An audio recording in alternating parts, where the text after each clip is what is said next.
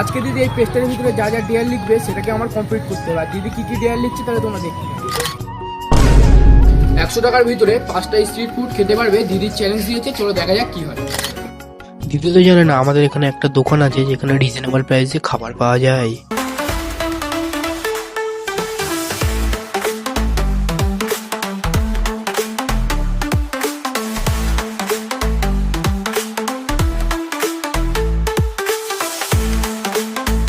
তাই আমি চলে আসলাম বিকেলে আড্ডা দোকানে, আর এসে দাদাকে বললাম যে আমার দিদি আমাকে চ্যালেঞ্জ দিয়েছে যে 100 টাকার 5টা স্ট্রিট ফুড খেতে হবে। আর দাদা কি বললো তোমরা দেখো। 5টা কেন, আমি 9 রকম আইটেম দিয়ে 100 টাকা কম্বো করেছি।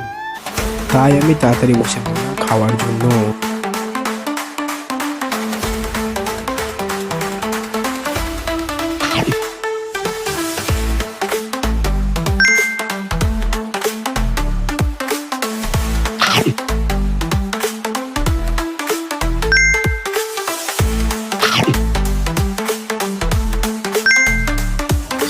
দাদা দোকানের নাম কি?